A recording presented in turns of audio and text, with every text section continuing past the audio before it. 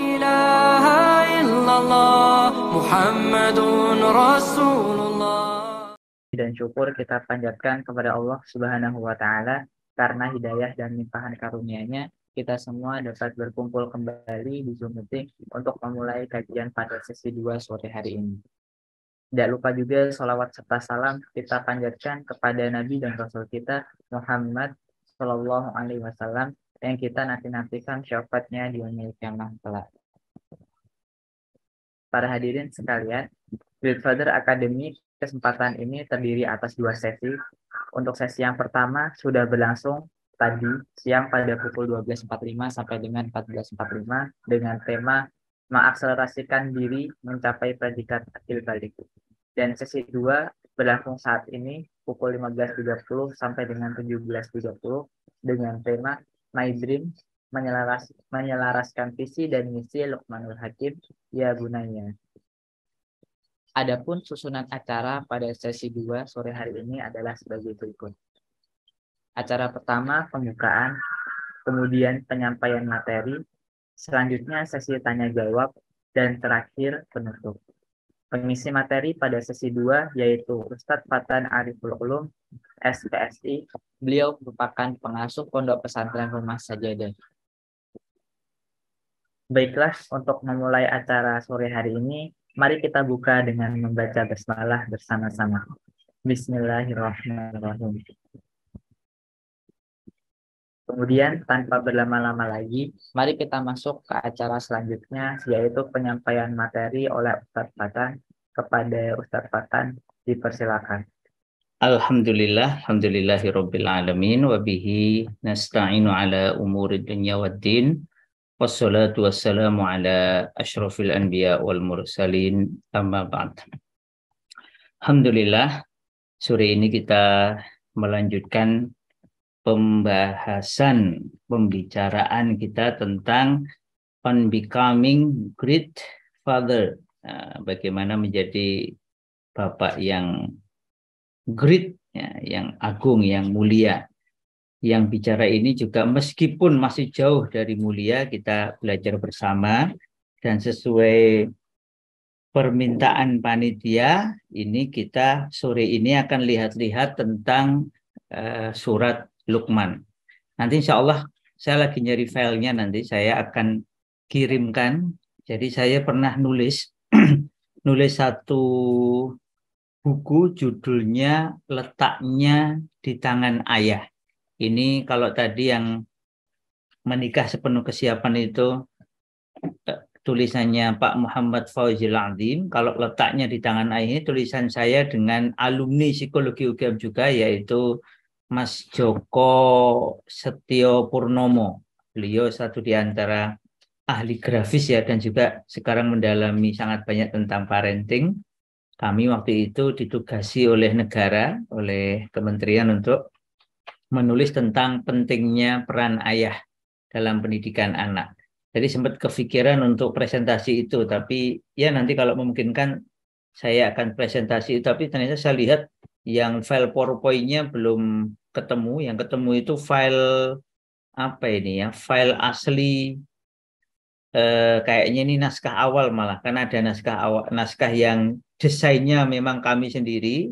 Kemudian ada juga yang naskah yang didesain oleh kementerian yang kemudian dijadikan buku. Nanti kalau memang memungkinkan insya Allah akan saya kirimkan insya Allah. Nah, tapi sebelum kita membahas umumnya ya, jadi membahas buku itu letaknya di tangan ayah, karena itu termasuk bagian dari penerapan bagaimana nilai-nilai pendidikan Luqman maupun bapak-bapak hebat lainnya di dalam upaya itu. Ini coba saya cek di laptop satunya. Ketemu nggak ini? Ya, oh ya ketemu.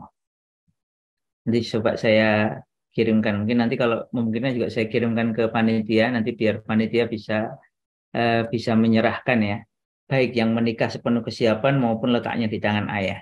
Saya malah kepikiran nih kalau Sakinah Academy itu mau sebenarnya menarik juga, karena beberapa kali membuat Great Father Academy itu untuk para saya nggak tahu ya, kalau sejauh yang saya ketahui dulu dialog dengan para panitia generasi awal GFA, Great Father Academy, ada Mas siapa itu yang psikologi itu, Mas Rofiq?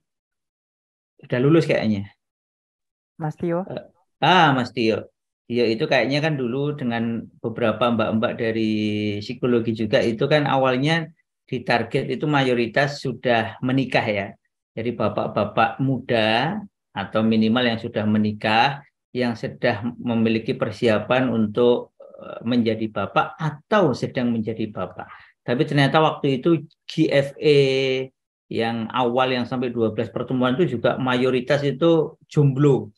75% mungkin malah belum menikah. Nah, sebenarnya menarik kalau teman-teman yang belum menikah dan dalam proses persiapan menikah ini malah pembahasan secara serius persiapan menjadi bapak ya, semacam temanya semacam menikah sepenuh kesiapan atau menjadi ayah sepenuh kesiapan gitu ya. Benar-benar bersiap. Itu memang tema yang layak untuk digali lebih dalam kalau berkaitan dengan itu. Nah, sore ini sesuai dengan yang telah di-share oleh panitia, saya yakin teman-teman juga sudah dapat ya, kita akan membahas tentang bagaimana penerapan nasihat-nasihat dari Luqman Al-Hakim. Mari kita lihat surat Luqman adalah surat ketiga berapa ini? Ke-35 ya. Surat Luqman surat ke berapa ini? 6. Bentar, saya bukakan kitabnya. Surat ke berapa? Sudah ada yang akrab ya dengan surat Luqman ya.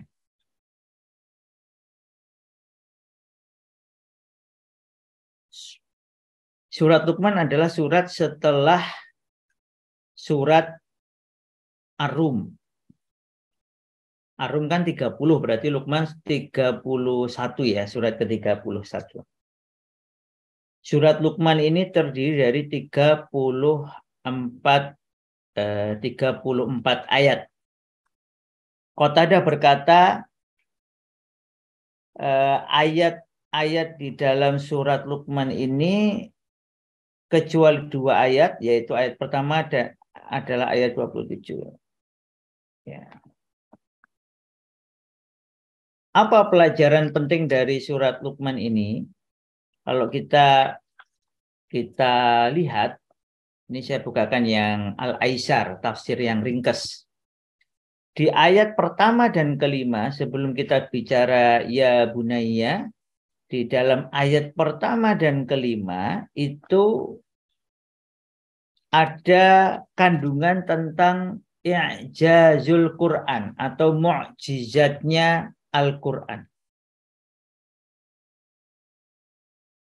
Jadi tentang i'jazul Quran, mu'jizatnya Al-Quran. Ini menarik karena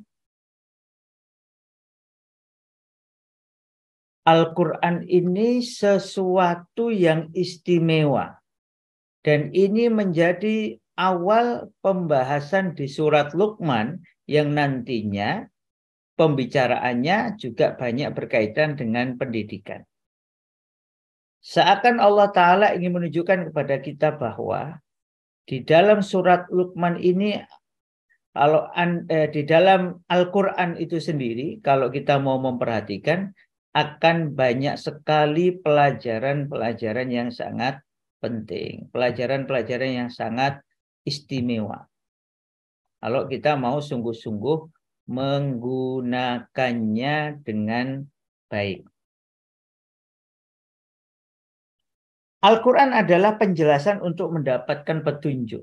Kalau kita mau mendapatkan petunjuk agar kita selamat, agar kita bahagia, agar kita mendapatkan rahmat, maka kita diperintah untuk mencari di dalam Al-Quran. Jadi kalau pengen selamat, pengen bahagia, pengen mendapat rahmat dari Allah Ta'ala, perhatikanlah Al-Quran. Istimewa kan, perhatikanlah Al-Quran. Dari sini kita mengetahui bahwa fondasi ini satu di antara kandungan di awal-awal surat Luqman, terutama 1-5, fondasi Islam adalah, fondasi agama ini adalah Islam itu sendiri, penerapan secara zahir, iman, nah, ini pengokohan secara qalbiyah, dan yang terakhir adalah ihsan. Islam, iman, ihsan. Jadi kalau kita bicara kemuliaan kita sebagai manusia, kita harus bicara bagaimana iman, Islam, ihsan. Termasuk kalau kita mau bicara tentang menjadi ayah yang terbaik.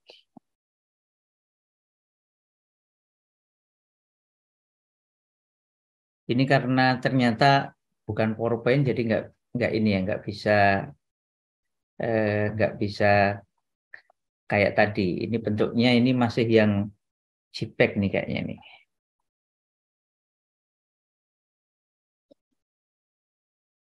Ya, jadi sebelum nanti saya masuk ke materi ini, karena materi ini adalah materi yang sebenarnya kami banyak ambil juga dari nasihat-nasihat Luqman. Jadi kembali ke surat Luqman dulu. Jadi surat Luqman itu menjadi prolog bahwa Quran itu memang istimewa. Dan kalau Anda ini mau jadi istimewa, you have to get the ilm from Quran. Kamu harus mendapatkan ilmu dari Al-Quran itu sendiri.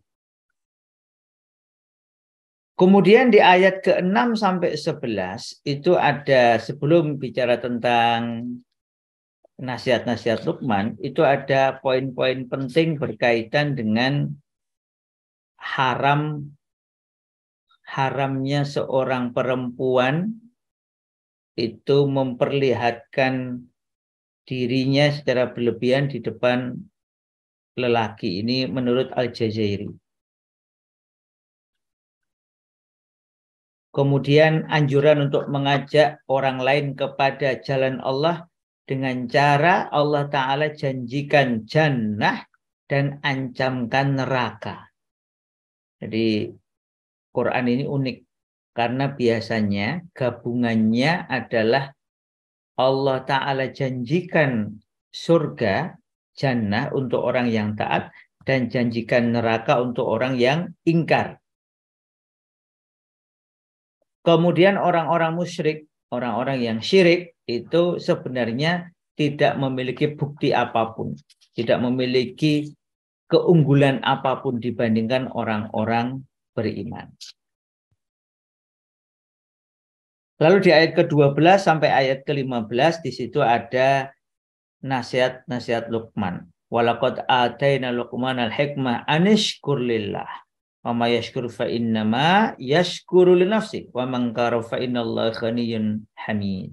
Jadi ini pujian kepada seorang hamba Allah bernama Luqman. Luqman ini siapa? Ada yang mengatakan dia nabi, ada yang mengatakan bukan, tetapi yang jelas beliau adalah al-hakim, orang yang memiliki banyak hikmah, orang yang memiliki banyak ilmu, orang yang memiliki banyak pengetahuan yang mendalam. Maka disebut Luqmanul Hakim, li'annahu, karena dia ini memiliki al-hikmah, memiliki banyak hikmah. Hikmah itu bisa berarti hukum, memahami hukum-hukum, kemudian juga bisa bermakna pelajaran-pelajaran yang kaya. Ingatlah ketika Luqman berkata kepada anaknya, wa huwa ya'idhu, dan dia sedang memberi pengajaran kepada anaknya ini, ya bunayya la tusyrik billah, inna syirka la dzulmun adzim, sampai akhir ayat. Apa nasihat Luqman yang sangat penting? Yang pertama adalah, nak, janganlah engkau sekutukan Allah. Sesungguhnya menyekutukan Allah itu adalah benar-benar kezaliman yang besar. Kalau tadi ada pertanyaan, urutannya gimana? Kalau menurut Luqman, menurut ayat Luqman ini ya urutannya adalah memang penanaman tauhid, akidah. Karena ini menjadi penyebab utama, makanya disebut kan isinya syahadat itu kan isinya akidah. Nah ini termasuk kalau pakai gabungan dengan akhlak, inilah akhlak paling tinggi, adab paling utama, yaitu akhlak dan adab kepada Allah Ta'ala. Kemudian kami perintahkan kepada manusia setelah tauhid, tidak menyekutukan Allah. Yang kedua adalah agar berbuat baik atau berbuat ihsan kepada kedua orang tuanya, khususnya ibunya. Jadi setelah perintah tauhid itu berbuat baik kepada orang tuanya. Wa wasainal insana biwalidayhi. Secara khusus kemudian kepada ibunya. Kenapa? Ibunya telah mengandungnya dalam keadaan lemah yang bertambah-tambah, menyapihnya dalam usia 2 tahun. Maka bersyukurlah kepada Allah dan kepada kedua orang tuamu dengan berbuat baik kepada kedua orang tuamu. Nah, jadi menarik kan teman-teman semua. Setelah pembicaraan tentang tauhid, pembicaranya adalah tentang bakti kepada kedua orang tua. Ini teman-teman yang belum menikah ini seriuslah, karena Anda ini besok mamanya nikah, bahkan nikahnya lebih dari 1 mamanya, itu tetap bakti utamanya seorang anak lelaki kan kepada ibumu. Kepada siapa lagi? Ibumu. Kepada siapa lagi? Ibumu. Kepada siapa lagi? Baru kemudian ayahmu. Jadi ibu itu disebut 3 kali di awal. Maka setiap lelaki kayak kita ini harus, meskipun sekali lagi punya istri, punya anak sendiri, tetap bakti utamanya kepada ibunya, ibunya baru bapaknya. Dan bahkan ketika kedua orang tua kita ini berbuat jahat, menyekutukan Allah, mengajak kita untuk menyekutukan Allah, maka kalimatnya Allah, fala tuti'huma. Jangan kamu taati kalau kamu diajak maksiat. Wa sahibhuma fid dunya ma'rufa. Dan kamu tetap harus bersahabat dengan keduanya di dunia ini secara baik. Jadi meskipun kedua orang tua kita itu errornya sampai, karena dosa yang paling besar kan ngajak syirik. Ngajak kamu syirik, ngajak kamu nyembah berhala, ngajak kamu menyekutukan Allah. Itu kita nggak boleh menaati keduanya. Di saat yang sama harus senantiasa berbuat baik kepada kedua orang tua. Menarik kan? Makanya kalau sampai ada anak mentang-mentang dia mahasiswa atau mentang-mentang dia nanti S1, S2 atau S3, lalu ibunya wong desa, terus kemudian dia kayak malin kundang, itu tidak dikenal dalam Islam dan dilarang keras dalam Islam. Karena durhaka kepada kedua orang tua itu menjadi sebab kemurkaan Allah yang sangat besar. Makanya teman-teman semua yang masih mahasiswa, yang sudah lulus, yang belum nikah, yang sudah nikah, para lelaki, berbaktilah kepada kedua orang tuamu, khususnya kepada ibu, baru kemudian bapak. Jadi apa pelajarannya dari kalimat ini? Maka dari sini ada petunjuk sangat besar, sangat istimewa, bahwa pengajaran tauhid, pengajaran akidah dan tidak menyekutukan Allah harus menjadi kurikulum utama dan pertama di dalam pendidikan anak. Karena Luqman tadi memulainya dengan ya bunayya la tusyrik billah. Di dalam kitab para ulama, kalimat ya bunayya itu memang kalimat yang istimewa. Kita disuruh untuk memanggil anak kita dengan nada kasih sayang, dengan rasa kasih sayang. Karena kalau anak kan cuma bisa ya bani, bisa juga ya ibni, bisa juga. Tapi ini ya bunayya, itu penuh kasih sayang. Jadi besok ini teman-teman yang belum punya anak, ini latihan boleh nih, latihan cari anak kecil. Kemudian latihan mendidiknya, menyayanginya, termasuk memanggilnya dengan panggilan penuh kebaikan. Makanya saran saya bagi yang belum nikah, kok dekatnya ada masjid, ikut ngajar TPA. Itu penting itu ya. Akrab dengan anak-anak itu memang perlu dilatih. Bagi yang nggak biasa itu memang perlu dilatih. Awas saya galak saya ini, malah tambah perlu dilatih. Agar kamu bisa mencintai anak kecil, menyayangi anak kecil. Man lam yarham saghirana. Bukanlah golongan kami yang tidak bisa yang tidak menyayangi anak-anak kecil kami. Nanti Rasulullah itu biasa ya kalau Rasul sedang makan itu ngajak anak kecil ikut makan, berbagi makanan, mengelus kepalanya, mendoakannya. Itu luar biasa. Banyak sekali cerita bagaimana Rasulullah Shallallahu Alaihi Wasallam pemimpin besar umat di zaman itu nggak malu, nggak sungkan untuk bahkan sholat gendong anak kecil. Lagi sujud dipakai mainan kuda-kudaan oleh anak kecil. Kemudian lagi makan bareng-bareng pembesar, di sampingnya anak kecil. Itu biasa sekali. Nah, kita perlu melatih diri bagi yang belum punya anak, latihan pakai anaknya orang lain. Latihan ngajar TPA, latihan ngajar anak-anak kecil. Untuk apa? Untuk berlatih mencintai anak-anak kecil sebagaimana diperintahkan oleh agama ini. Luqman itu sangat sayang kepada anaknya dan kemudian memanggilnya dengan panggilan kasih sayang yang perlu dilatih. Ya, jadi teman-teman segera cari TPA terdekat untuk melatih diri mengajar, mengakrabi anak kecil seperti yang Rasulullah Shallallahu Alaihi Wasallam contohkan dan tadi seperti yang Luqman tadi sampaikan. Panggil anak kecil dengan panggilan penuh kasih sayang. Kemudian ajarkan kepadanya akidah yang benar, akidah yang lurus, bahwa tidak ada Tuhan yang patut disembah kecuali Allah dan jangan sekutukan Allah dengan yang selainnya. Ini menjadi pelajaran sekaligus ruh dari setiap materi yang hendak kita sampaikan. Nanti kita akan lihat secara umum pelajaran yang lainnya. Oke. Kemudian berikutnya tadi adalah tentang menjadi orang tua yang baik. Nah, saya mau izin ini untuk menyampaikan karena ini yang di hadapan teman-teman yang sudah saya share ini, yang letaknya di tangan ayah ini juga bicara tentang pelajaran yang bisa diambil dari tokoh-tokoh penting. Ini juga kami ambilkan dari riset. Ini saya tulis bareng ini namanya Mas Joko S. Purnomo. Ini seingat saya ini gambaran sketsanya beliau ini karena beliau ini gambarnya lebih matang ya. Cuma karena memang mungkin karena ada pertimbangan lain oleh pemerintah waktu itu diganti dengan gambar yang lebih sederhana. Jadi untuk Anda semua yang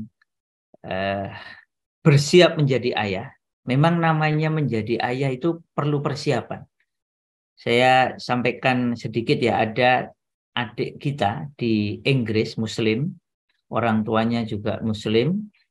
Seingat saya orang tuanya itu alumni, ada yang alumni psikologi UGM, ada yang alumni kampus yang lain mungkin ya. Nikah kemudian setelah sempat tinggal di Indonesia, sekarang tinggal di UK. Anaknya ini karena punya pengalaman pernah diajak free sex, pernah diajak zina oleh temennya SD waktu itu. Akhirnya waktu habis dialog sama bapak ibunya kepikiran bikin program persiapan menjadi orang tua bagi murid SMP. Nah, menarik ini. Nah, ini Sakinah Academy bisa ini membuat program persiapan menikah sepenuh kesiapan untuk murid SMP. Ini malah murid SMP yang digarap. Jadi untuk mereka itu memiliki pandangan jauh ke depan sehingga mereka tidak perlu free sex karena kan orang itu kalau memikirkan jangka panjang ngapain dia harus free sex hamil di luar nikah pada usia SD atau SMP kan nggak perlu. Nah, saya ingin mengajak teman-teman semua latihan membayangkan jadi bapak sesuai tadi yang kita ambil pelajarannya awal dari Luqman Al-Hakim. Ini latihan Anda itu latihan jadi bapak. Ada orang yang amat sangat berharap menjadi ayah, tetapi tidak bisa. Dia ingin ada tangan-tangan kecil menyentuh kulitnya, tetapi tangan itu tidak ada. Dia ingin ada mulut mungil yang memanggilnya ayah, tetapi mulut itu tak ada.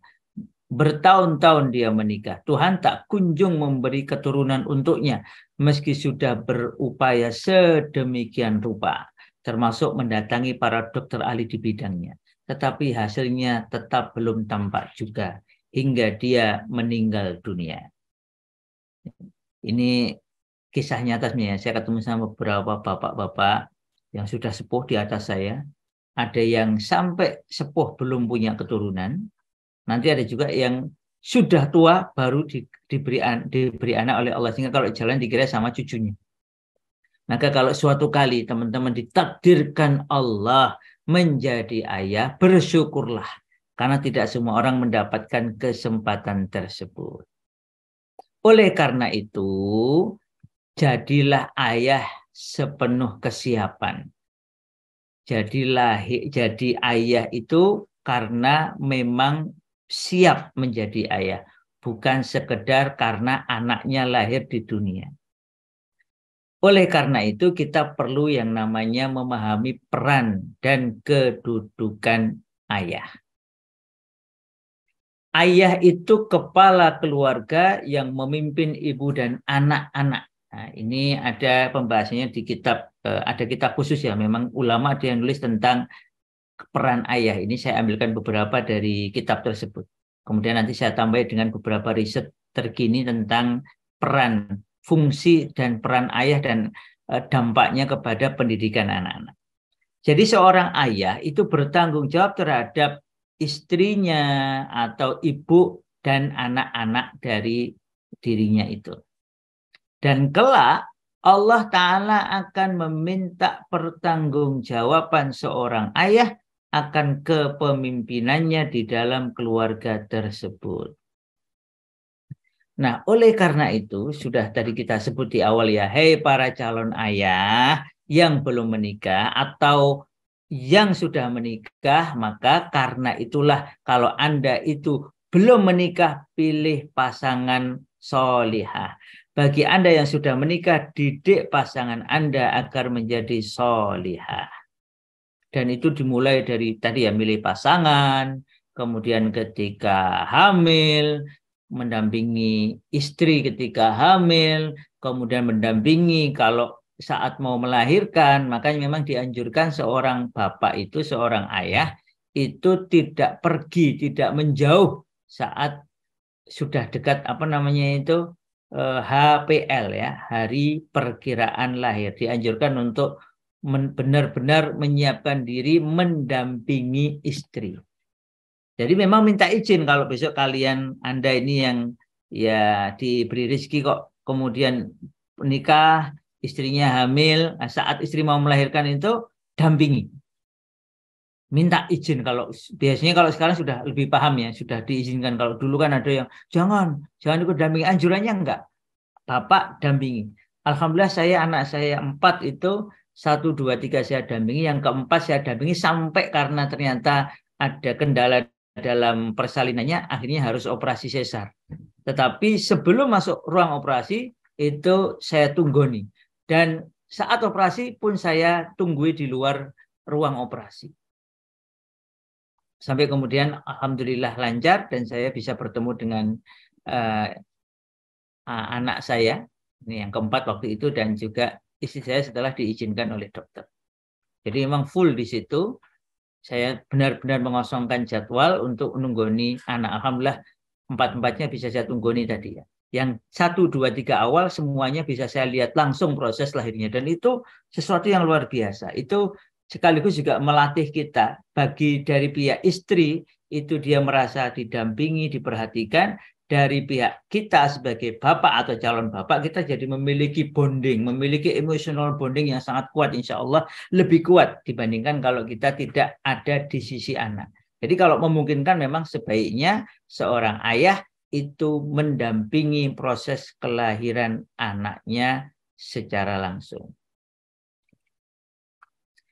Nah, menarik.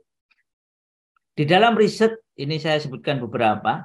Terlibatnya segenap keluarga, termasuk ayah, di dalam proses keluarga tersebut, termasuk dalam mendidik anak-anak, akan menghasilkan anak yang siap memasuki sekolah, proses di lembaga pendidikan, serta anak mampu berkembang secara normal di lingkungan sosial. Nah, makanya dialog Luqman dengan anaknya itu kelihatannya sepele. Oh tidak. Kalau kita lihat riset-riset, dialog seorang ayah, seorang bapak seperti Luqman Al-Hakim kepada anaknya, itu membantu anak untuk memiliki kesiapan menempuh proses selanjutnya. Jadi baik proses sosial, nanti bersosialisasi di luar rumah, sampai ketika anak ini memasuki jenjang-jenjang pendidikan. Bahkan Desforges dan Abu Khar mencatat bahwa keterlibatan keluarga, termasuk ayah, mempunyai dampak positif pada prestasi akademik anak dan penyesuaian diri dan sosial anak. Jadi anak itu kalau keluarganya mendampinginya terlibat, itu nanti dia menjadi mudah sekali bersosialisasi dengan sekitarnya, termasuk sosialnya. Bahkan O'Connor and Scott mengungkapkan keterlibatan keluarga termasuk ayah di dalamnya itu erat kaitannya berkaitan dengan positifnya perilaku, emosi, kejiwaan, psikologisnya anak ya, sosialnya, kemasyarakatan anak, intelektual, kemampuan berpikir anak, sampai ke fisiknya anak. Menarik kan? Jadi sampai ke kesehatan fisiknya anak itu juga bisa dipengaruhi oleh keterlibatan keluarga. Makanya sekarang juga nanti kalau teman-teman perhatikan hadis-hadis Rasul itu menarik. Rasul itu kalau ketemu anak-anak itu, ini dalam riwayat yang sahih ya, itu Rasul mengambilkan kurma segenggam diberikan ke masing-masing anak, lalu kemudian Rasul mengelus kepala anak. Dalam riwayat yang lain Rasulullah menaruh kedua tangannya di pipi anak-anak yang ada di situ. Jadi sentuhan Rasul di pipi anak-anak itu, di elusan tangan, di elusan kepala mereka, tangan beliau mengelus kepala mereka itu, masya Allah, itu diingat oleh anak-anak itu berpuluh-puluh tahun, yang nanti kemudian mereka sampaikan kepada sebagai hadis ya kepada orang-orang setelahnya. Jadi sangat mengesankan. Jadi bagaimana anak-anak itu berinteraksi dengan orang tuanya atau orang dewasa di sekitarnya itu sampai di bawah berpuluh tahun di masa nanti ketika mereka memasuki masa remaja sampai masa dewasa. Ini luar biasa itu. Maka sekali lagi, keterlibatan ayah, peran seorang bapak dalam mendidik anak itu nantinya bukan hanya menghasilkan banyak hal positif tadi ya, prestasi akademik, kesehatan jiwa dan lain sebagainya, tetapi menariknya juga akan menurunkan hal-hal negatif dalam diri anak-anak tersebut. Jadi yang positif naik, yang negatif turun. Sehingga dari sini peran penting ayah itu harus disadari oleh para ayah yang sudah jadi ayah maupun ini teman-teman yang tadi belum menikah. Besok kalau Anda ini jadi ayah, ya sadarilah peran Anda ini istimewa dan strategis. Dan ini juga perlu disadari oleh para ibu. Nah, saya itu kemarin ngisi majelis parenting. Ini kayaknya ada yang nyala ya.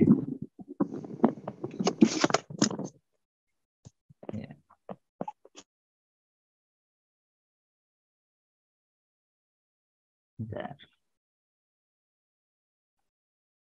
Ini gimana mungkin mematikan yang tidak perlu, memute. Jadi saya kemarin tuh ngisi ya sebenarnya beberapa kali ada khusus parenting, ada waktu itu di satu SD untuk kelas 6 itu orang tua beserta anak kelas 6. Persiapan mau ujian kayaknya mereka. Itu saya melihat dan fenomena itu ya alhamdulillah sekarang sudah mulai muncul bapak-bapak yang ikut hadir ya, ayah-ayah yang ikut hadir dalam acara parenting, dalam acara dalam acara anak mereka. Tetapi masih sangat minim. Tetap paling banyak yang datang itu adalah emak-emak, ibu-ibu, mama-mama. Jadi seakan itu memang di sebagian pihak, baik dari pihak ibunya maupun pihak ayahnya maupun bahkan pihak penyelenggara pendidikan itu ya memang Yang kalau urusan pendidikan anak, terutama anak-anak yang usianya masih SD, SMP ke bawah, itu ya yang ngurusi cukup ibunya. Tidak. Kalau kita perhatikan di dalam dialog-dialog Quran, itu dialog Quran itu hampir semuanya adalah bapak dengan anaknya. Bukan ibu dengan anaknya. Yang paling banyak adalah bapak dengan anaknya. Jadi memang ini harus menjadi kesadaran bersama bahwa peran ayah seperti yang Luqman lakukan, menasehati anaknya, mengarahkan anaknya, itu harus menjadi kesadaran bersama. Ya, ibunya sadar, bapaknya sadar, lembaga-lembaga pendidikan sadar bahwa keterlibatan peran serta ayah di dalam mendidik anak akan menguntungkan semua pihak. Kalau ini nanti paham, berarti kita harus mendorong para bapak itu untuk bersungguh-sungguh. Ini kan makanya yang dilakukan oleh Mas Kam itu kan seingat saya belum pernah berhasil benar-benar yang datang itu bapak-bapak semua yang sudah, kan belum. Itu karena memang kadang itu kesadaran seorang bapak ketika jadi bapak itu ya, ketika jadi ayah itu bukan karena sadar apa perannya, tapi ya kadung wis duwe anak. Karena sudah punya anak ya gimana lagi, sudah jadi bapak, sudah jadi ayah. Nah inilah PR bagi kita. Lalu gimana kalau ayah ini nggak bisa hadir, entah karena sudah meninggal dunia, entah karena di luar kota, atau karena berpisah dan lain sebagainya, itu gimana? Padahal kan peran ayah tadi sangat penting. Dalam risetnya Scott, itu menyarankan agar ibu atau keluarga itu mencari figur pengganti. Karena pentingnya peran ayah, maka ketika ayah ini tidak hadir, tidak bisa menjalankan perannya, entah karena meninggal dunia atau karena alasan yang lain, maka harus ada figur pengganti sebagai ayah. Ya bisa nikah lagi gitu ya, atau bisa dari pihak keluarga. Kalau yang ibu ini nggak memungkinkan menikah lagi dengan berbagai alasan, maka harus ada figur pengganti.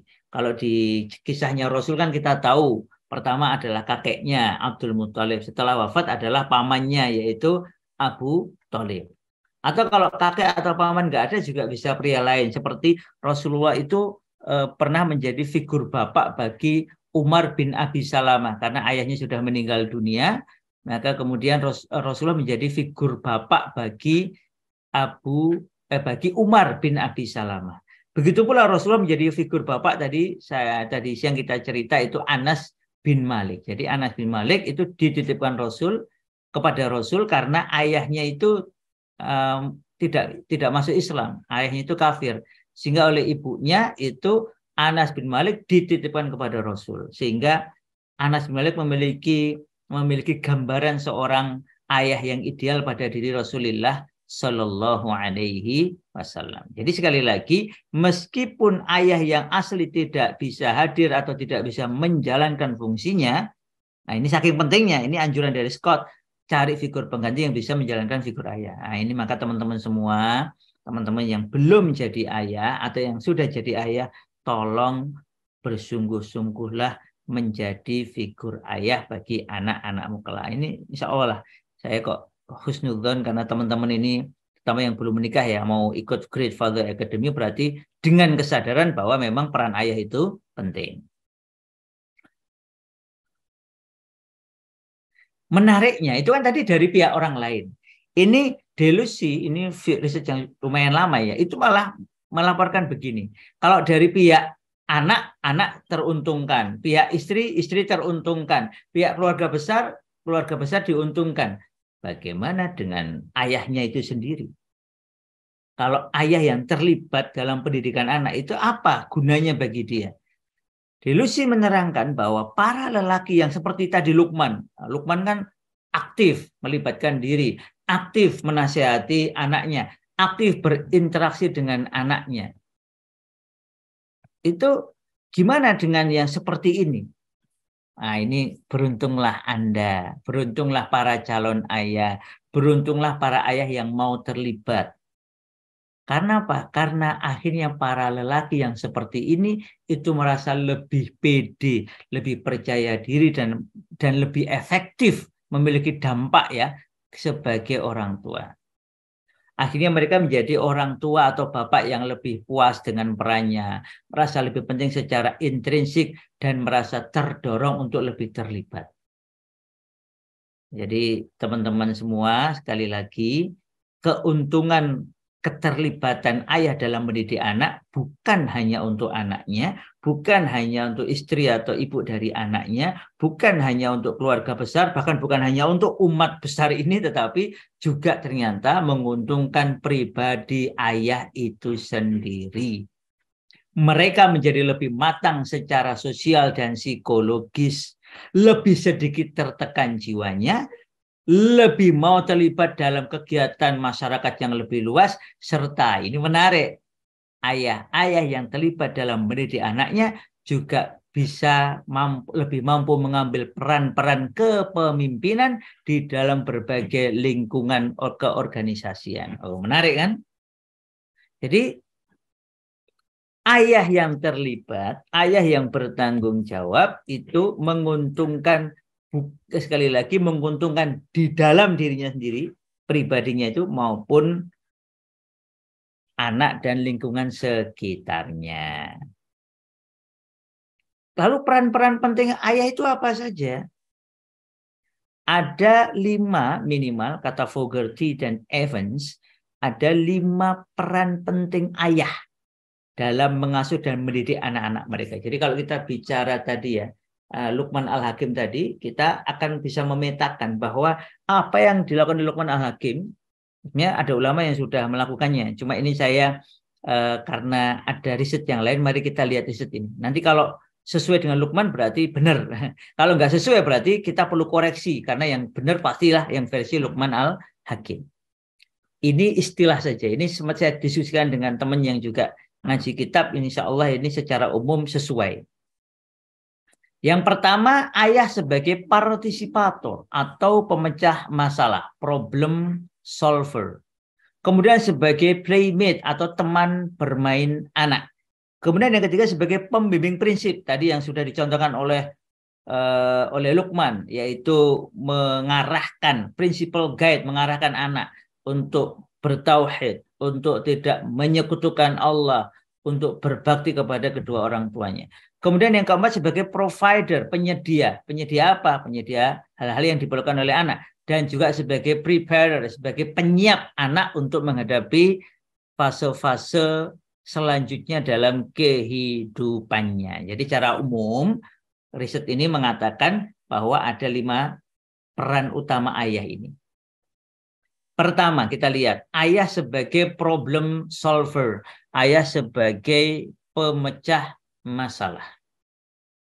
Jadi ada anak itu pasti menghadapi masalah. Jadi yang kecil-kecil, mamanya anak saya itu ada yang usianya 4,5 tahun. Nomor 4 kan masih kecil ya, 4,5 tahun. Lalu dia itu punya snack nggak bisa buka sendiri.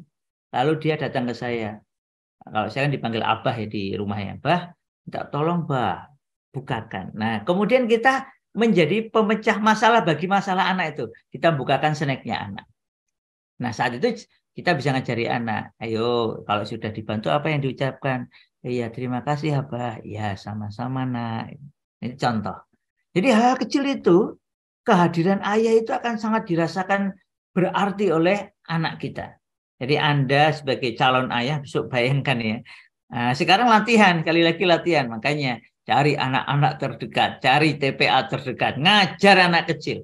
Hidupkan jiwa ayahmu itu. Dengan cara apa ya? Tadi ini sebagai pemecah masalah. Kalau Anda ngajar TPA, Anda ngajar anak-anak kecil itu ngaji, atau Anda ngajar anak-anak kecil itu mungkin pelajaran-pelajaran mereka, ya mungkin yang di SD, apa yang Anda bisa bantu, wah itu akan membantu Anda sebagai pribadi yang matang dan dewasa, dan juga nanti membantu anak-anak tersebut. Sehingga dengan demikian hubungan dengan ayah itu harusnya nggak ada jarak emosi, ya akrab. Lalu ada kasih sayang di dalam hal tersebut. Doucet mengatakan bahwa seorang ayah yang terlibat dalam kehidupan anak dapat menjadi inspirasi dalam memecahkan masalah. Jadi begini, hadirnya Luqman sampai Allah Ta'ala puji sebagai judul surat, itu kan pujian yang luar biasa. Masya Allah. Luqman Al-Hakim, saking istimewanya, kemudian jadi judul surat. Nanti juga sama, surat Ibrahim. Teman-teman juga perlu ngecek kalau seorang bapak itu ya perlu amat sangat belajar dari Nabi Ibrahim alaihissalam. Kita lihat Ibrahim alaihissalam, Luqman Al-Hakim itu adalah dua di antara ayah yang hadir sebagai pemecah masalah, dekat dengan anak-anaknya. Ada dialog Luqman kepada anaknya, ada juga dialog Nabi Ibrahim dengan anaknya, yaitu Ismail kecil. Dari dialog itu kita lihat betapa dekatnya seorang ayah dengan anaknya, sehingga ayah itu dianggap sebagai figur sentral pada diri anak. Ketika ayah memecahkan masalah dari anak, maka kemudian anak ini akan lebih mudah untuk meniru hal-hal baik pada diri anak, pada diri ayahnya tersebut.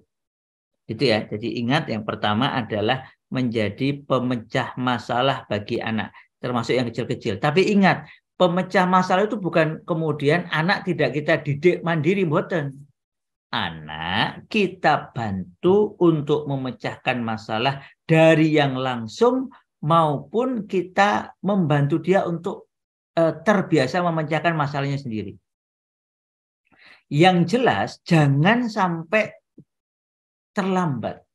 Kata Badalaman, ada sebagian ayah itu baru mengambil perannya sebagai ayah, sebagai pemecah masalah ketika masalah anaknya sudah serius, sudah repot, sudah berbahaya, baru ayahnya hadir. Ya alhamdulillah masih mau hadir, tetapi usahakan ayah itu sudah hadir semenjak awal.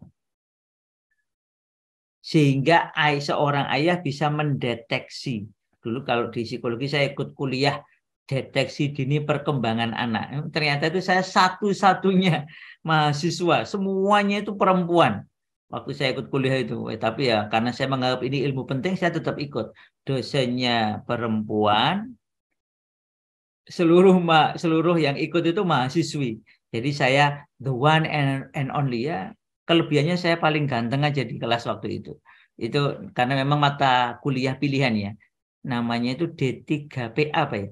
Deteksi dini, tapi cuma saya lupa di satunya. Deteksi dini perkembangan anak. Nggak tahu kalau sekarang harusnya masih ada ya. Itu menurut saya ilmu yang sangat penting. Karena kita dilatih untuk mendeteksi ada apa dengan anak kecil. Terutama nanti dengan anak kita. Dan itu kita bisa membantu kalau sudah ada tanda-tanda bermasalah, sebelum muncul kita sudah bisa menanganinya secara lebih dini, sehingga tidak perlu masalahnya menjadi membesar. Nah ini teman-teman perlu melatih diri yang kayak gini nih, karena itu akan sangat berguna ketika nanti Anda benar-benar menjadi ayah bagi anak-anak Anda.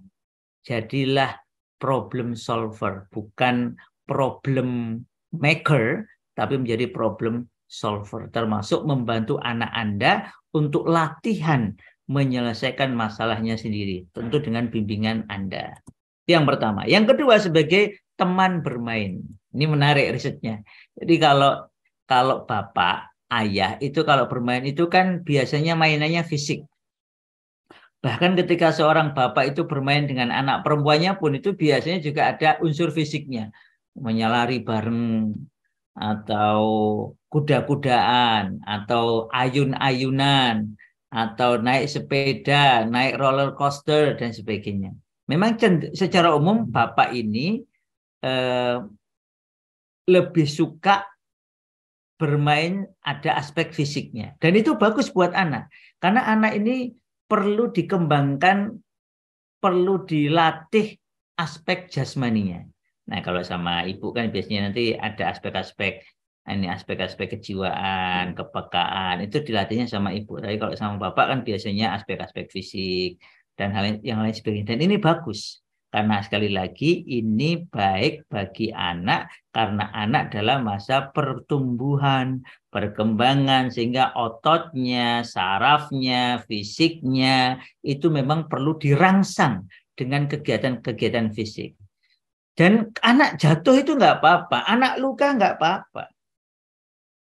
Karena itu nanti melatih dia untuk tidak cengeng.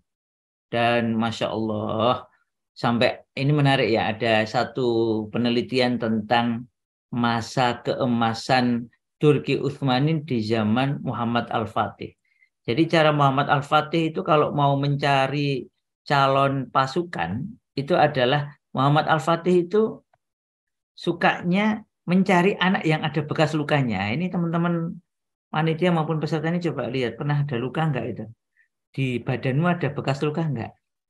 Atau kapan-kapan itu ngobrol sama orang tua kalau masih ada ya, tanya sama ibu bapak dulu saya waktu kecil bagaimana, aktif apa enggak.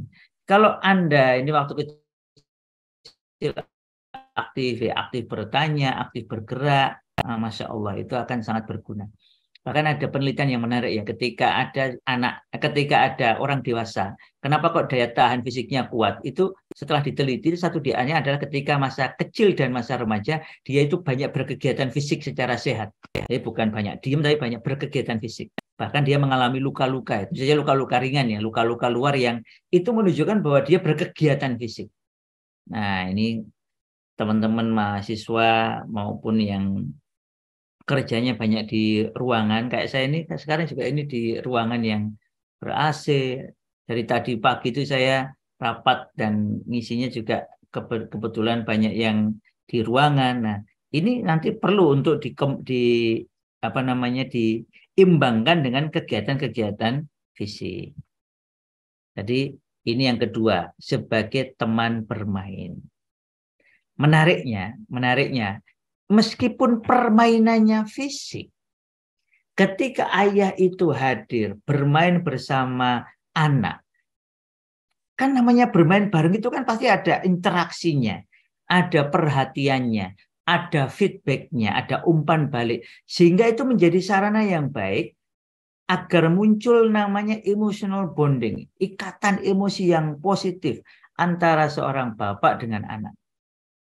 Jadi ada beberapa penelitian menarik ketika seorang bapak tadi ya, kalau mengikuti Rasul ya, mengelus kepala anak, mengelus punggung anak, kemudian kalau anak sendiri ya, kalau saya biasa ya mencium anak saya, terutama yang masih kecil, bahkan anak-anak saya yang besar itu kalau mau pamit sekolah itu tetap cium tangan saya, kemudian saya cium kepalanya sambil saya doakan. Itu memang apa ya? Saya merasakan ikatannya menjadi beda. Karena pernah ada seorang ibu anaknya 7 itu cerita. Jadi anak pertama itu sudah nikah. Tapi meskipun anak pertama sudah nikah dan punya anak, itu kalau main ke rumah ibunya itu ya sudah kayak anak kecil itu ya. Tetap nanti mendekat, cium tangan ibunya. Habis itu ibunya dan bapaknya itu mencium kening atau kepala anak yang sudah punya anak itu. Dilihat oleh anaknya. Jadi cucunya ngelihat bapaknya, cucunya ngelihat bagaimana simbahnya itu mencium kening atau kepala bapaknya. Dan itu luar biasa.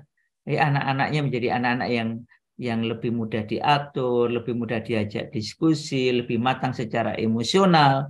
Karena memang sudah tercukupi keperluan emosinya, keperluan psikologinya sudah tercukupi. Sehingga lebih mudah untuk bersikap matang, bersikap tenang ketika menghadapi berbagai persoalan di kelak kemudian hari. Jadi sifat permainannya bisa fisik, tetapi dengan interaksi, dengan komunikasi, dengan umpan balik yang terjadi antara seorang ayah dengan anak-anaknya tersebut, akhirnya muncullah ikatan emosi yang positif, yang kuat antara ayah dengan anak. Itu peran kedua sebagai teman bermain. Peran ketiga bagi saya ini yang paling penting ya. Ini adalah sebagai pemandu prinsip. Makanya menarik ini kalau teman-teman belajar ilmu pendidikan, ada seorang tokoh, tadi sempat nyari ketemu bukunya tadi itu. Ada seorang tokoh besar dalam dunia psikologi pendidikan Islam sampai mendapat gelar Hushu di dunia internasional. Sebentar saya ambilkan bukunya. Itu seorang psikolog, profesor yang ahli bahasa Arab dan bahasa Inggris. Karena beliau seingat saya S2-nya di Mesir, S3-nya di Amerika Serikat. Nah, ini namanya. Profesor Dr. Hasan Langgulung. Nanti bisa dicari ya. Hasan Langgulung ini saran saya Anda beli bukunya. Ini satu di antara bukunya yang bagus. Manusia dan Pendidikan. suatu analisa psikologis, filsafat dan pendidikan. Karena beliau memang menguasai psikologinya maupun menguasai aspek pendidikan. Ini termasuk peneliti yang sangat dihormati. Cuman sayangnya banyak kita ini yang nggak kenal dengan tokoh-tokoh besar Indonesia. Ini ya agak sayangnya di situ. Jadi di dalam dunia pendidikan itu kalau kepala sekolah yang pemandu prinsip itu namanya principal. Sama-sama kan ada headmaster, ada principal. Itu sama-sama kalau kita menerjemahkan kepala sekolah. Padahal beda. Beda. Oh iya, maaf tadi saya baru komentar. Baru jawab. Visualnya oleh Abu Nada. Ya, Abu Nada itu nama aslinya Joko S. Purnomo. Oh iya ya, Abu Nada itu kan aktif di Instagram ya. Allahu Akbar. Betul. Ya, malah selebritis Instagram itu Ustadz Abu Nada itu. Ya, itu kakak kelas saya itu. Saya angkatan 98 di psikologi. Kemudian beliau angkatan 97. Orangnya memang tekun. Masya Allah, setelah beliau hijrah, beliau memang menyediakan waktu sangat banyak untuk menulis kitab-kitab untuk anak-anak maupun untuk orang tua pakai gambar. Ini mohon doanya ini karena beliau ini kita doakanlah insya Allah semoga istiqomah. Kayaknya tiap bulan pengennya nulis buku gitu ya. Dan insya Allah mohon doanya juga kami di komunitas psikologi mengaji dengan Ustadz Fauzi Azim, Pak Fauzi Azim, Mas Abu Nada sama saya minimal bertiga akan menulis beberapa kitab bareng, beberapa buku bersama. Insya Allah ini sedang proses ya karena masing-masing lagi ada kerjaan, jadi kadang memang berkumpul untuk nulis bareng itu ya rencananya sudah lama dari semenjak Oktober apa ya sudah bikin grup bertiga tapi ya sudah ditagih-tagih penerbitnya belum naskahnya yang belum jadi karena Pak Fauzi Azim juga sedang menyelesaikan beberapa naskah.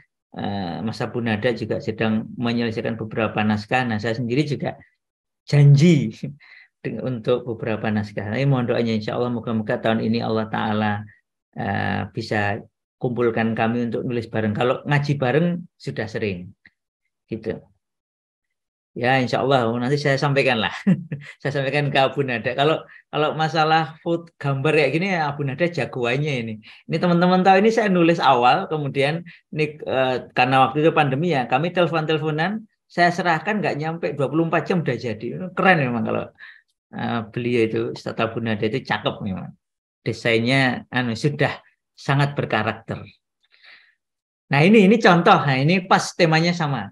Karena memang saya melihat baik Pak Fauzi Azim maupun Mas Abu Nada ya Ustadz Abu Nada maupun Ustadz Fauzi Azim itu orang-orang yang punya prinsip. Sehingga ketika menulis, teman-teman nanti bisa cek contohnya bukunya Ustadz Fauzi Azim yang bagi saya sangat keren dan ini disukai oleh banyak teman-teman psikologi. Termasuk dosennya psikologi UGM itu Mbak Diana apa ya. Bu Diana Setiawati itu juga setahu saya pernah menyampaikan sangat terkesan dengan bukunya Pak Fauzi Azim yang Segenggam Iman Anak Kita. Kita akan melihat bahwa Muhammad Fauzi Azim tidak hanya menulis buku parenting tetapi memang memberikan panduan, memberikan prinsip-prinsip yang harus dipegang teguh oleh seorang ayah, oleh seorang ibu. Dan ini penting untuk kita ingat sebagai calon ayah maupun yang sudah menjadi ayah. Begitu pula kalau kita baca gambar-gambarnya atau desain-desain visualnya kan Abu Nada sangat kuat ya di Instagramnya terutama. Karena kami saling follow dan juga memang kami ada beberapa grup yang aktif untuk dialog dan diskusi. Itu memang beliau itu sangat concern. Jadi setiap goresannya pun itu punya pesan. Enggak sekedar gambar bagus itu enggak. Ada prinsip yang beliau pegang teguh dan kemudian disampaikan dengan cara yang seringan dan semudah mungkin ditangkap oleh khalayak. Nah ini adalah peran ayah yang harus kita pahami. Makanya bagi saya ini peran yang paling penting. Cuma karena mengikuti urutan aslinya saya ditaruh yang ketiga. Tapi kalau secara pribadi ini bagi saya yang pertama ini. Bahwa peran ayah paling penting adalah sebagai pemandu prinsip. Seperti yang jelas-jelas dicontohkan oleh para nabi, termasuk oleh Luqman Al-Hakim. Berikan guidance, berikan bimbingan prinsip kepada anak-anak kita secara jelas. Karena anak-anak itu memerlukan bimbingan. Saya dengan Pak Fauzi Nazim itu pernah menulis naskah akademik bersama untuk negara ini, tapi karena memang naskah akademiknya memang untuk internal kementerian, jadi memang tidak untuk dibagikan, meskipun kami sudah ada rencana untuk menuliskan kembali dengan bahasa yang lebih mudah dipahami, bahwa anak dan remaja itu memang perlu pemberian arah. Siapa yang bisa memberi arah ini? Kalau kita cermati di dalam Al-Quran, adalah ayahnya. Bukan ibunya, tapi ayahnya. Jadi pemberi arah ideologis, pemandu prinsip ideologis pada diri anak itu yang paling penting, itu bukan ibu, tetapi ayah. Nah, tapi bagaimana mungkin ayahnya, bapaknya bisa memberikan prinsip ideologis kalau dia sendiri tidak ideologis, tidak idealis? Makanya memang seorang bapak itu harus idealis, harus ideologis. Pokoknya saya hanya akan jalankan hidup mengikuti aturan Allah, namanya gitu ya. Saya akan berusaha sekuat tenaga mungkin untuk menjalankan perintah Allah, jauhi larangannya. Itu ya bahasa sederhananya begitu.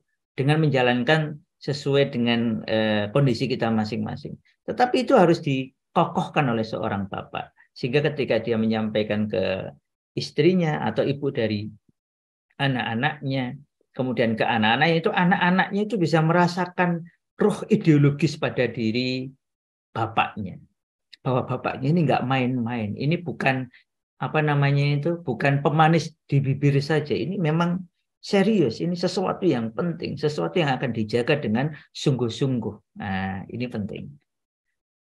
Oleh karena itu, ini bagi saya adalah peran ayah yang paling pokok, paling penting, paling utama. Maka teman-teman yang sudah menikah maupun yang belum menikah, ini tolong dijaga dengan sangat serius. Termasuk, ini catatan dari para peneliti, bimbingan akan prinsip ini harus merupakan keseimbangan antara mengoreksi perilaku yang tidak pantas dan mendorong perilaku yang pantas. Jadi harus merupakan keseimbangan dari mendorong perilaku yang pantas tadi, kita dorong agar itu makin kokoh. Kalau pakai bahasa ulama namanya tarhib. Kita memotivasi agar yang baik itu makin kokoh, dan tarhib, kita mengancam agar yang buruk, yang tidak pantas, yang error itu kemudian terkikis dan hilang. Kemudian yang keempat, peran yang keempat adalah sebagai penyedia. Ini kadang tadi disebut provider, ada juga nyebutnya sebenarnya kontributor. Apa maksudnya? Kalau di dalam fikih Islam memang peran ayah itu, tanggung jawab ayah, bahkan ini kewajiban seorang bapak, seorang ayah adalah menyediakan nafkah bagi keluarganya. Nafkah ini ya terutama nanti untuk urusan makanan, kemudian yang kedua adalah urusan papan, tempat tinggal, dan yang ketiga adalah urusan sandang atau penutup aurat. Jadi paling utama adalah nafkah di bidang makanan, tempat tinggal, dan pakaian. Nah, ini sesuai dengan kemampuan seorang bapak. Jadi memang nafkah ini bukan kayak gaji. Kalau tiap bulan harus menyediakan sekian juta, itu enggak. Tetapi nafkah itu bisa naik turun sesuai dengan kondisi seorang bapak. Sebenarnya begitu, tidak harus segini gitu. Tetapi boleh juga karena umpamanya saya punya gaji yang memadai, atau saya kerja di tempat ini, atau saya punya usaha seperti ini sehingga bisa dihitung-hitung pendapatan per bulannya berapa, lalu kemudian setiap bulan nanti keperluan rumah tangga sekian, oke, saya berikan. Itu ya bisa monggo. Tapi itu sesuai kesepakatan. dan sesuai kemampuan terbaik dari seorang ayah.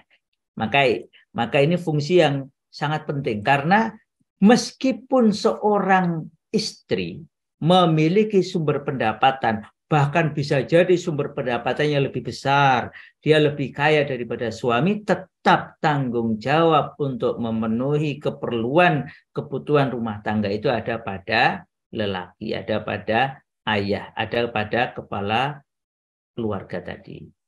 Ini yang harus disadari. Oleh karena itu, seorang ayah harus yakin begitu dia menikah, maka sumber rizkinya dari Allah. Bukan dari pekerjaan, bukan dari atasan, bukan dari lembaga, tetapi Ar-Razzaq adalah Allah. Karena kalau kita yakin Ar-Razzaq adalah Allah, itu ya kita juga yakin bahwa sumber rizki dari Allah itu bisa min ghairi la yahtasib. Saya sering mengalami itu ya.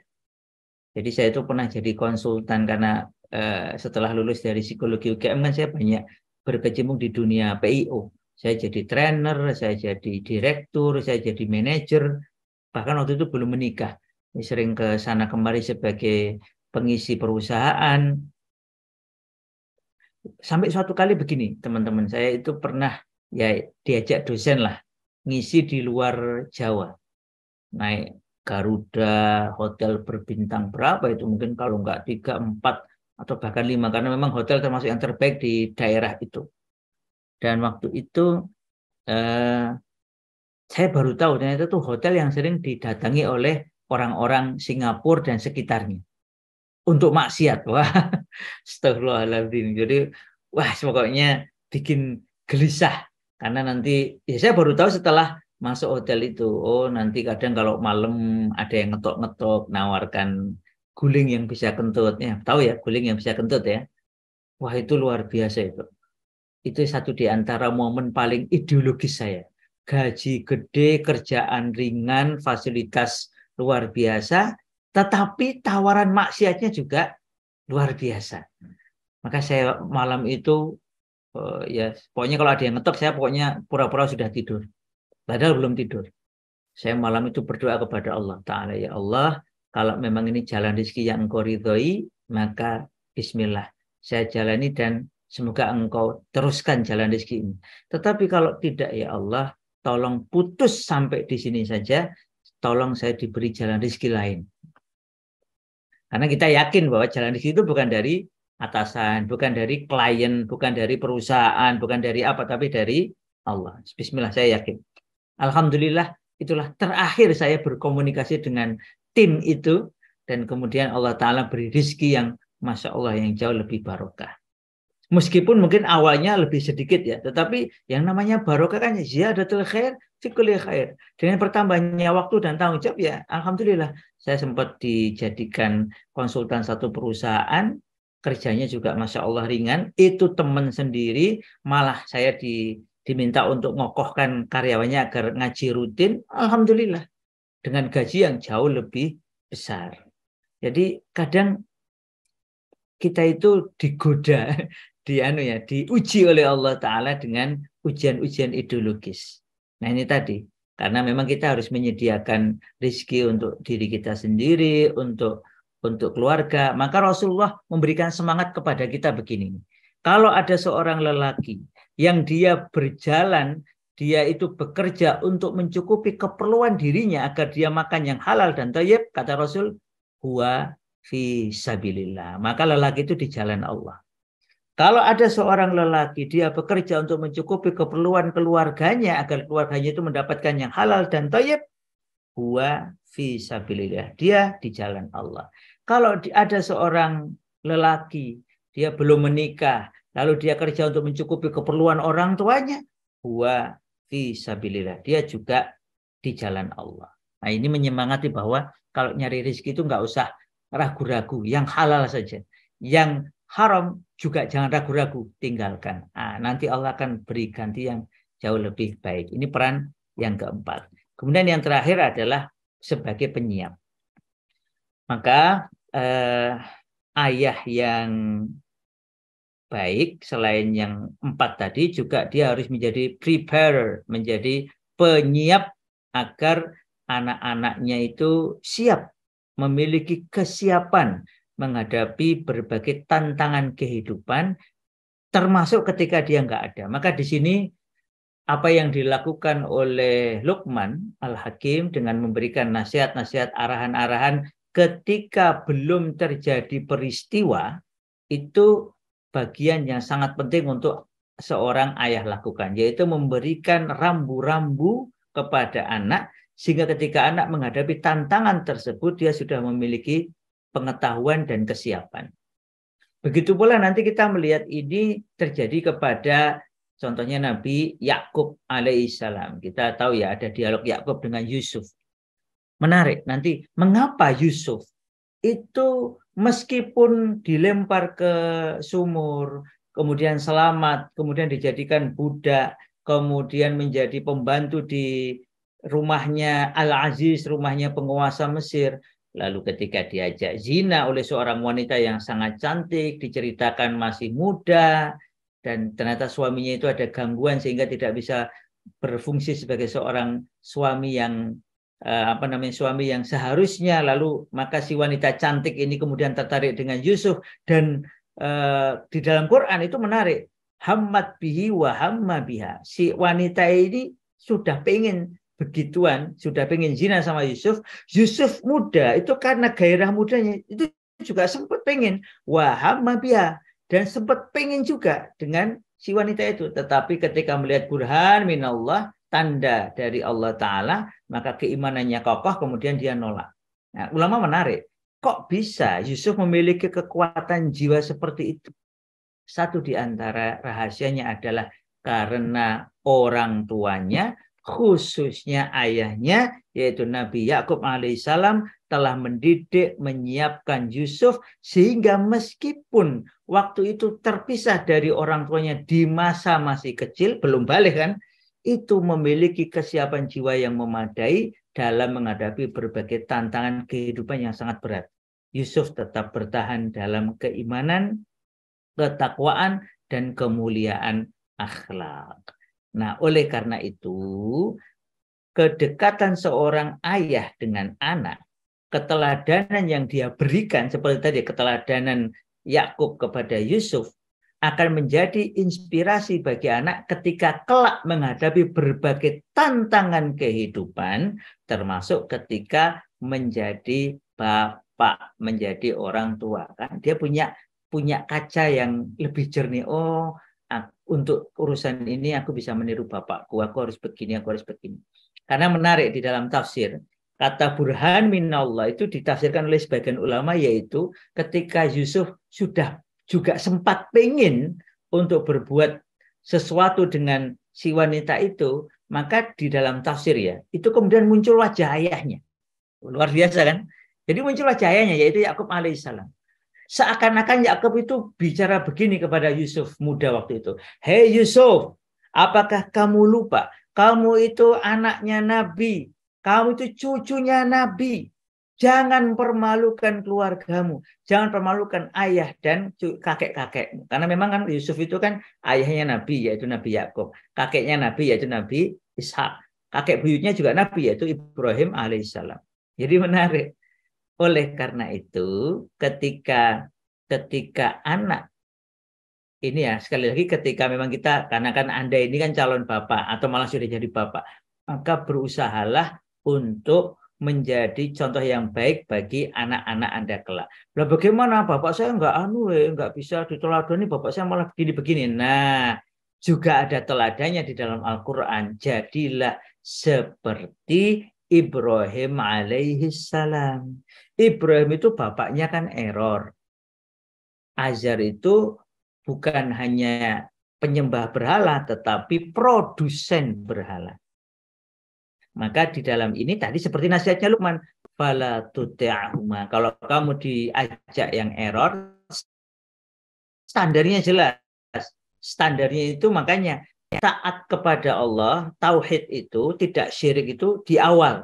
Kalau orang tuanya mengajak gitu, oke. Kalau orang tuanya ngajak sebaliknya, ngajak error, ngajak syirik, ngajak murtad, ngajak kafir, maka jangan taati keduanya. ya ajakan bapak maupun ajakan ibu yang error itu jangan ditaati. Wasahibhuma fid dunya ma'rufan, dan tetap bersahabat baik, bergaul dengan baik kepada kedua orang tua, hormati mereka sebagai orang tua di dunia ini dengan baik. Nah, ini kan menarik. Demikian ya. Jadi sekali lagi catat dari Nicholson, betul para ayah itu secara kuat mempengaruhi gaya kepengasuhan anak-anaknya kelak. Kalau memang ayah itu significant others, menjadi tokoh yang signifikan. Tetapi kalau ayah kita, umpamanya ada yang diuji oleh Allah seperti Ibrahim alaihissalam, ayahnya error. Maka kalau memiliki ayah yang begini ini, standarnya bukan ayah kita. Sekali lagi, kebaikan bukan pada diri seseorang, tetapi sesuai yang Allah Ta'ala tetapkan. Nah, Allah Ta'ala tetapkan kalau urusan keteladanan itu puncaknya pada diri Rasulullah Sallallahu Alaihi Wasallam. Setelah itu pada Ibrahim alaihi salam. Maka menjadi ayah yang baik, ayah yang great itu ya harus mencontoh Rasulullah, harus mencontoh Ibrahim alaihissalam maupun tokoh-tokoh yang dipuji oleh Allah dalam Al-Quran seperti tadi ya, Luqman Al-Hakim. Demikian 5 peran yang penting untuk dijalani. Ini kalau pembahasan bekal ini juga masih ada, tapi kayaknya cukup lah insya Allah. Ini nanti filenya akan saya kirimkan ke panitia. Jadi ada file, saya carikan dulu nanti yang menikah sepenuh kesiapan. Itu aslinya kan memang ditulis untuk ini ya, untuk keperluan kementerian untuk remaja. Nah, kalau yang ini untuk bapak-bapak ini, untuk yang letaknya di tangan ini untuk bapak-bapak. Nanti kalau mau ya saya kirimkan yang versinya Ustadz Abu Nada ini. Tapi kalau mau yang versi pemerintah juga, setahu saya ada itu. Karena kalau versi pemerintah ya tentu saja rasanya agak beda. Gambar-gambarnya tentu saja beda. Demikian, Allah alam bisawab. Saya kembalikan kepada pembawa acara. Demikian materi yang telah disampaikan oleh Ustadz Hasan. Semoga ilmu yang kita peroleh sore hari ini dapat diaplikasikan dalam kehidupan sehari-hari. Acara selanjutnya yaitu tanya jawab. Silahkan bagi peserta yang ingin bertanya bisa menggunakan fitur raise hand dan bisa on mic setelah saya persilahkan, atau dapat bertanya melalui chat Zoom. Baik, sepertinya sudah ada yang bertanya. Ini kepada Mas Sajidan Torik, bisa langsung on. Ya, oke. Sudah terdengarkah? Maaf. Sudah, Mas. Ya, terima kasih. Maaf untuk mematikan kamera karena satu lain halnya. Ustadz, terima kasih kembali kepada ilmunya. Sangat begitu berharga buat kami, terutama yang ingin mempersiapkan nikah itu. Ustadz, pada melihat apa ya, psikologi anak tuh kan beda-beda ya. Waktu dari kecil tuh ada yang sudah aktif, supel, ada yang malah lebih ke pendiam dan kurang banyak interaksi gitu.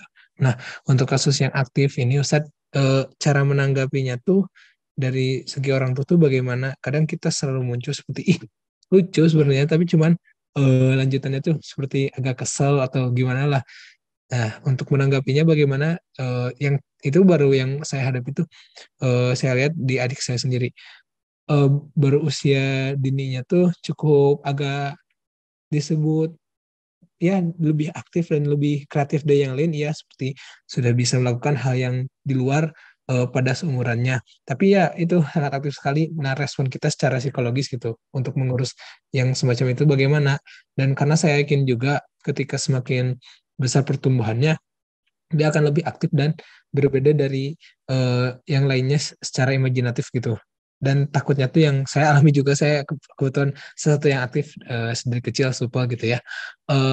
Di fase-fase awal SD itu cukup menikmati ketika kita banyak jadi istilahnya pemeran utama dalam beberapa circle anak-anak tuh ya Ustaz. Tapi ketika berlanjut ke lebih dewasa, beberapa hal tersebut yang bisa dibilang keaktifan kita itu nanti menuju ke kognitif juga akselerasi kita dalam bersosial gitu. Yang disayangkan tuh dengan hal itu semua tuh ada beberapa yang apa ya, mungkin ini konflik dalam hidup akan senantiasa ada ya, termasuk dalam seperti fase mulai dewasa tuh seperti kurang disukai karena istilahnya sekarang mungkin muncul ya kayak so aktif dan gitu, dan itu bikin dia apa ya, jadi terpuruk dan kok saya diomonginnya kayak gini. Setidaknya kan harusnya ada yang bisa mendukung gitu, terutama ketika orang tuanya juga kurang mendukung terhadap si anak tersebut gitu. Bagaimana mungkin solusinya? Yang takutnya itu dia malah jadi semangatnya tuh, karena saya dapati semangatnya tuh cukup apa ya, hebat gitu, lalu solutif terhadap orang banyak, empatik, namun karena satu lain hal yang bisa dibilang apa ya, anak kecil gak mungkin hasad sih, cuman ya ada konflik lah yang itu membuat dia jadi istilahnya murung, dan takutnya tuh lebih ke depannya tuh tidak kembali ekspresif dalam menjalani kehidupannya. Takutnya ya itu karena apa ya, progres yang cukup buruk seperti itu, karena ada kan yang dari kecil kurang aktif, ketika sudah besar malah dia semakin produktif. Nah ini yang takutkan tuh, ketika dia sejak kecil aktif kreatif, namun sudah ketika besar menghadapi satu dan lain hal tragedi menjadi kurang aktif seperti itu ya. Mungkin seperti itu, Ustaz. Barangkali boleh tanggapannya. Terima kasih banyak. Ya. Oke. Saya langsung jawab ya berarti ya. Aktifnya anak kecil itu pada dasarnya normal, bahkan dianjurkan. Karena dengan itu dia sedang melatih otot-ototnya, sedang melatih perkembangan fisiknya yang memang itu memerlukan latihan langsung, memerlukan ekspresi langsung. Maka tadi satu di antara peran seorang ayah itu adalah mengajak anak-anaknya untuk melakukan kegiatan-kegiatan fisik, kegiatan-kegiatan yang menguras tenaga, kegiatan-kegiatan yang berkeringat gitu ya. Dan itu sangat baik bagi anak. Anak saya sendiri terutama yang nomor 2 itu sempat dites waktu TK itu. Sebenarnya kami sudah melihat ya, anak pertama alhamdulillah aktif, anak kedua ini juga sangat aktif. Sampai kemudian ada seorang psikolog, teman saya sendiri, kakak kelas saya, itu tertarik. Kemudian ini saya tes ya pakai alat tes untuk keaktifan fisik. Ternyata anak saya itu meskipun masih kecil, itu kata psikolognya itu nilainya itu sudah memuncak, artinya skornya itu skor paling tinggi yang bisa didapatkan dengan alat tes itu. Ya, kata bahasa gampangnya beliau itu, wah ini anaknya sangat sehat karena segala bentuk tes fisik dengan alat ini semuanya diselesaikan dengan nilai skor sempurna. Dan kata beliau, ya saya karena sudah lebih memahami ya, anu saja ya, kemudian tidak berlebihan, tapi juga menganggap itu kabar baik, berarti anak ini tumbuh dengan alhamdulillah dengan baik secara minimal secara fisik. Nah, bagaimana dengan ketika anak ini nantinya menghadapi masalah? Ya, itu pembahasannya memang jadinya di perkembangan emosional.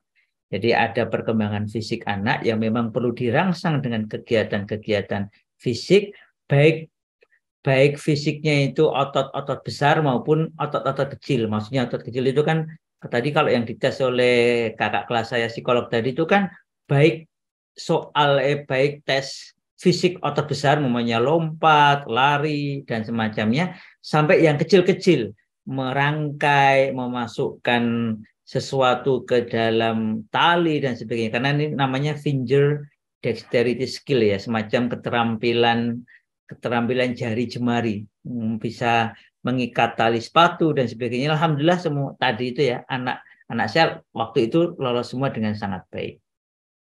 Dan itu sekali lagi itu diperlukan. Bahkan kalau memang ada gangguan pada perkembangan fisiknya, perlu dicek sehingga perkembangan fisik anak kembali bisa normal. Nah, kemudian kalau berkaitan dengan menghadapi masalah, itu normal ya. Kok anak ya, kita sendiri saja menghadapi masalah itu ya sesuatu yang biasa. Dan masalah itu bagian tak terpisahkan dari hidup. Nah, itu yang perlu kita ajarkan juga ke diri kita maupun kepada orang lain. Artinya, kalau orang itu masih hidup, kemudian dia ketemu masalah, itu sudah normal. Untuk apa masalah itu? Ya pertama, liyabluwakum ayyukum ahsanu amala. Kalau ada satu masalah, itu untuk menguji kalian manakah yang paling baik amalnya.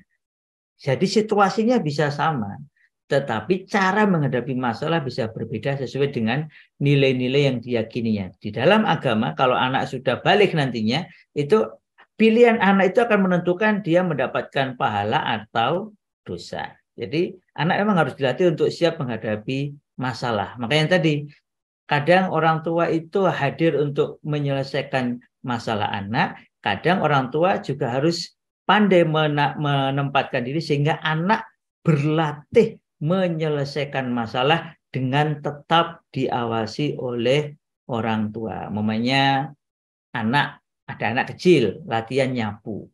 Mungkin belum bersih, tetapi kita beri kesempatan dia untuk nyapu. Bahkan kita ajari, oh caranya begini nak, coba megang sapunya begini, yuk sapunya pelan-pelan. Nah, kalau memang anak belum bersih ya nanti kita yang menyelesaikan agar bersih.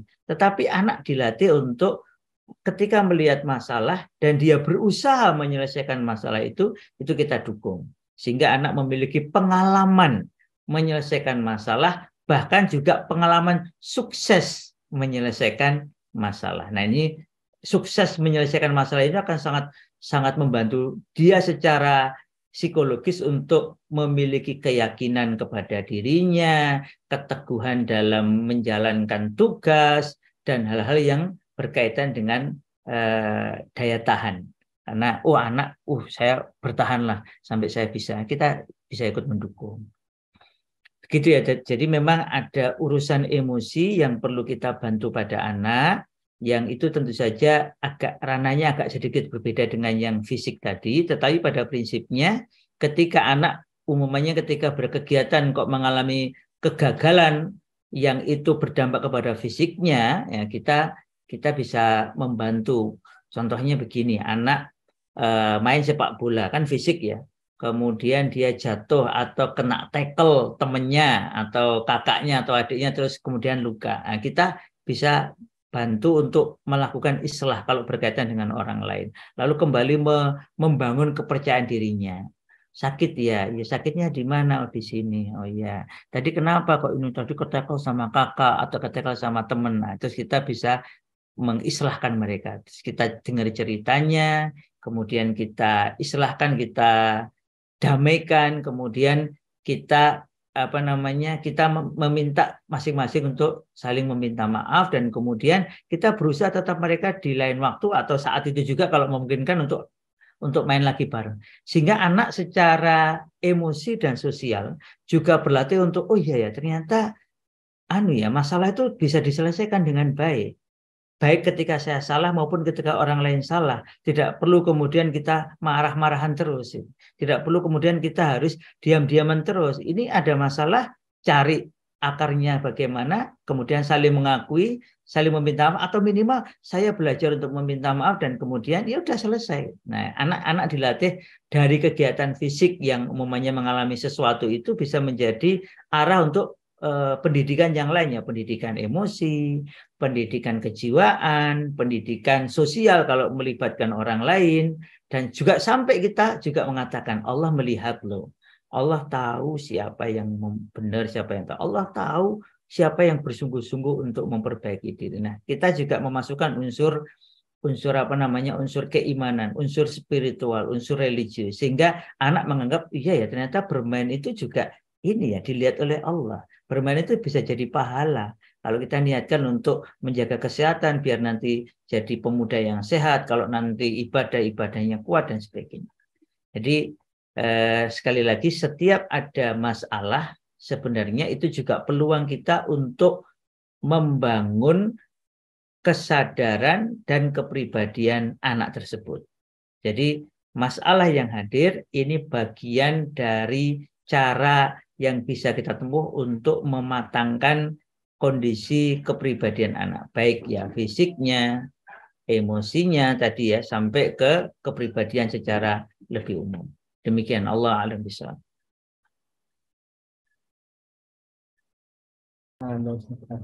Mungkin bagi peserta yang ingin bertanya, kita masih ada waktu untuk membuka satu pertanyaan lagi. Bisa langsung raise hand atau mungkin bisa diketik di kolom chat.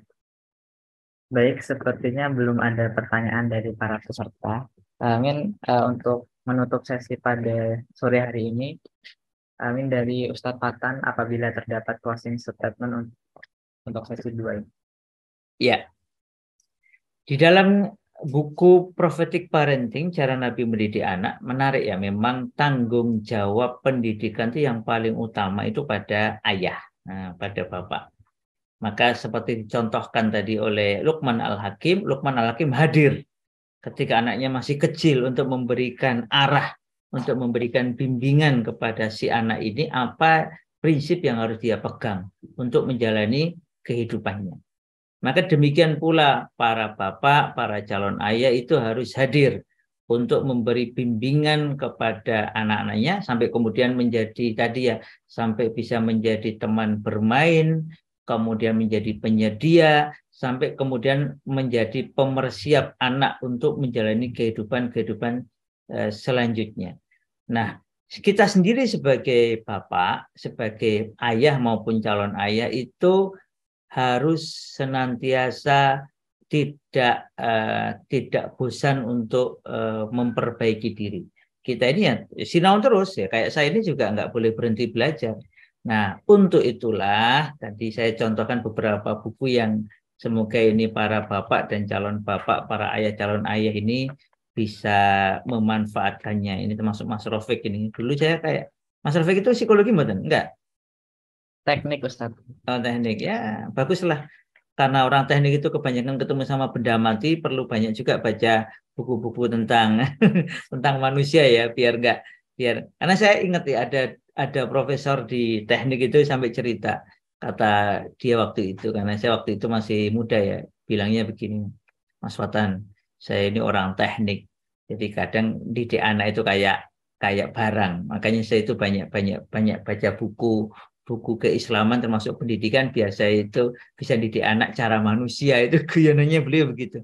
Nah, beliau sangat suka buku-bukunya. Waktu itu beliau nyebut siapa? Oh, Syekh Qaradawi. Sangat suka buku-bukunya Qaradawi karena menurut dia penjelasannya itu memuaskan bagi beliau. Nah, maka para calon bapak dan para bapak yang sudah menikah dan punya anak, ini ada bukunya Pak Foyil Adem, ini bagusnya Segenggam Iman Anak Kita. Ini saran saya bagi yang belum punya, punyalah. Atau kalau ada temannya yang punya, ya bacalah. Ini pemersiapannya yang sangat baik untuk para bapak dan calon bapak. Termasuk tadi ada buku yang tadi ya, Prophetic Parenting, Cara Nabi Mendidik Anak, itu juga buku yang sangat dianjurkan. Bahkan kata saya Bu Hasan Ali Anadwi, setiap rumah selayaknya punya buku ini. Nah, kalau kos Anda, rumah Anda belum ada buku itu ya, silahkan segera disediakan sebagai bagian dari bekal kita. Sehingga dengan itu semoga Allah Ta'ala berikan kita bimbingan, berikan kita arahan untuk, oh besok kalau aku jadi bapak aku harus begini. Atau saat ini ketika sudah punya anak, oh harusnya aku begini dalam mendidik dan membimbing anak-anakku. Demikian, mohon maaf atas segala kekurangan. Matur suwun sudah sampai sore berkenan untuk belajar bersama. Semoga Allah Ta'ala ridhai segala ikhtiar kita semua ini. Allah a'lam bishawab. Alhamdulillah, dengan ditandai pernyataan Ustadz Fatan, maka kita mendekati sesi akhir, dan semoga apa yang telah kita pelajari selama 2 jam ini dapat bermanfaat untuk kita semua. Kemudian untuk acara yang terakhir, penutup, mari kita tutup acara pada sore hari ini dengan membaca lafaz hamdalah bersama-sama. Alhamdulillahirabbil alamin, dan disempurnakan dengan doa kafaratul majelis. Subhanakallahumma wa bihamdika, asyhadu an la ilaha illa anta, astaghfiruka wa atubu ilaik. Demikian untuk acara pada sore hari ini. Saya selaku pembawa acara mohon maaf apabila terdapat kesalahan dan kehilafan. Saya akhiri. Wassalamualaikum warahmatullahi wabarakatuh. La ilaha illallah Muhammadun Rasulullah.